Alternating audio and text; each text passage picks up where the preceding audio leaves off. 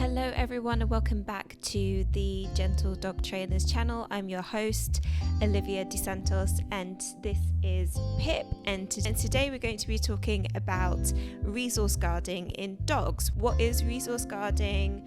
Why does it happen? And is there anything that you can do to stop it? That's the topic for today. But before we dive in, I want to encourage you to subscribe to this channel.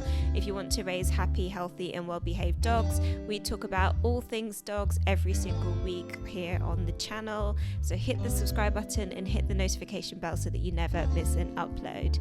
Now, let's get into this interesting topic of resource guarding. So what is resource guarding? I think the best way to describe resource guarding is possession aggression. Essentially, it's when your dog shows any signs of aggression and possessiveness around their food, toys, and other things that they perceive as theirs. So I'll head over to VoiceOver Olivia to let you know the signs of resource guarding. Mild resource guarding behaviour includes stopping still or freezing, eating faster to prevent anyone else from getting to their food, taking an item and running away with it for privacy, huddling or bracing body language over an item as if to protect it, blocking the item with a shift in body weight, side-eye staring or tracking of the approaching person or animal, raised lips and baring teeth, often accompanied with growling, ears pinned back flat against the head, and a hard stare, often accompanied by still body language. For severe resource guarding, all of those signs will apply, but you'll also get growling, lunging, no contact biting, that is snapping into the air, chasing you or other animals, and actual biting to draw blood.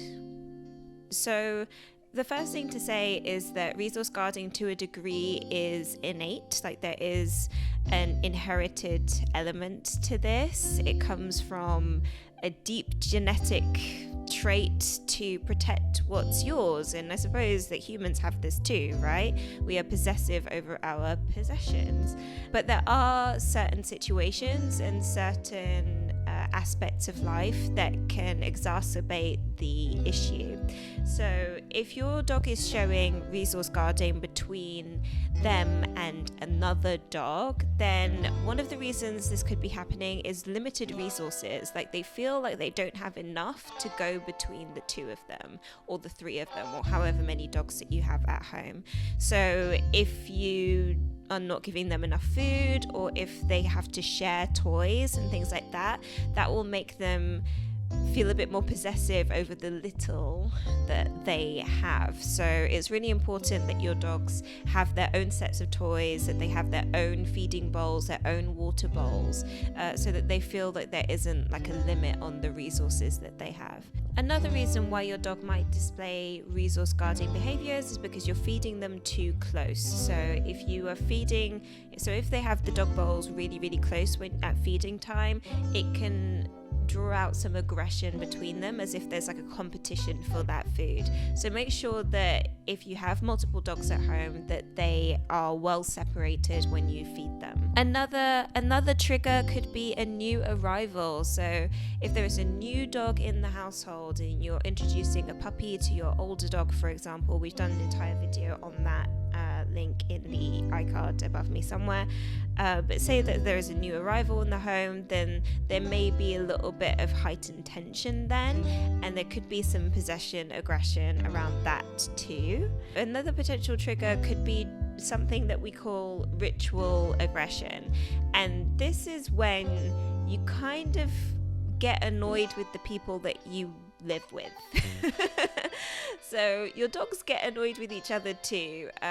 It's completely natural to a degree that they will get under each other's skin every so often. And sometimes if one of your dogs is, playing with the other's toys or eating from the other's bowl, then the dog who feels slighted by that will show some aggressive tendencies, just to kind of warn the other dog that, hey, no, that's mine. It's a completely natural thing to a degree. It's not something to worry about too much unless it really starts to escalate.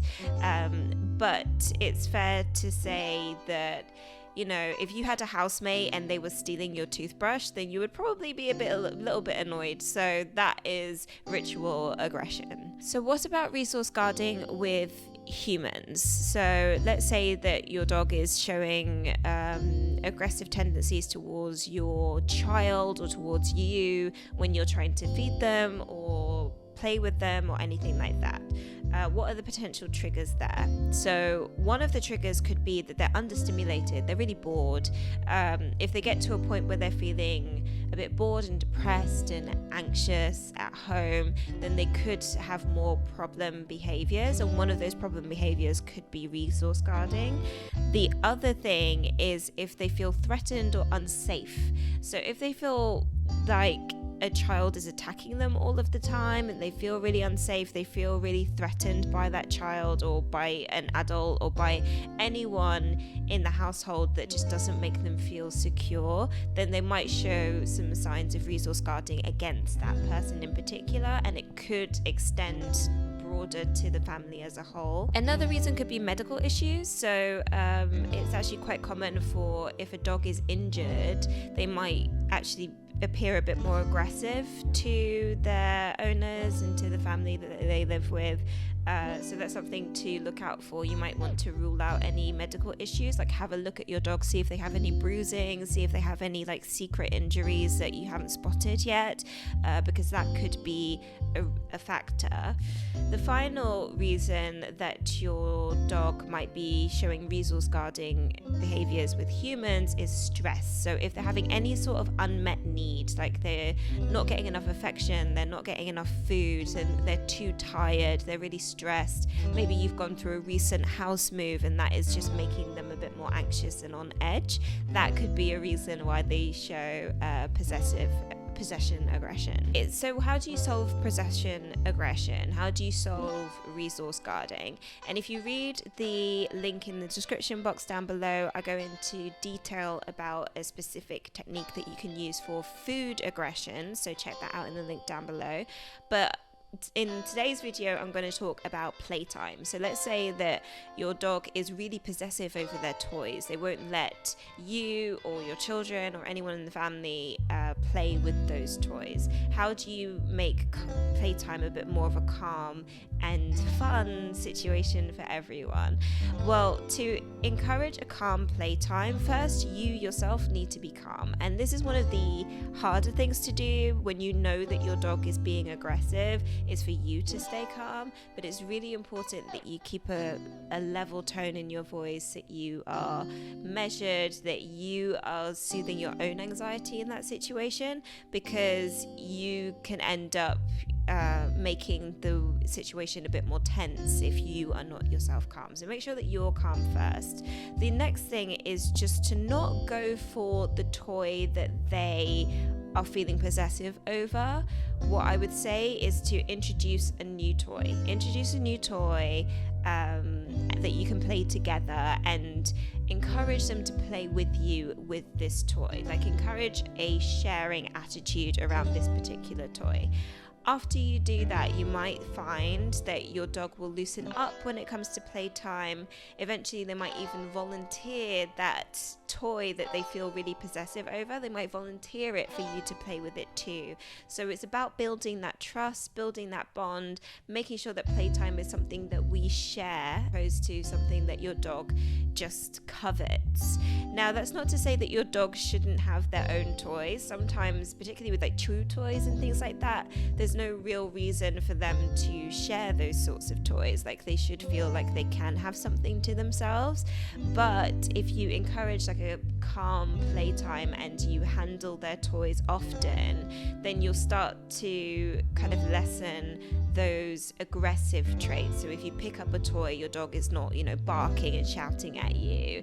Instead, they accept that you have picked up the toy and moved the toy. They still know that that is their toy and that they will get it back, but they don't feel quite as tense when you touch it or move it or go near that toy. So I hope that this was helpful for you. Head to the link in the description box down below for a more detailed look at resource guarding in dogs, because it's a very interesting topic, and if you're struggling with it, then I do recommend reading that article.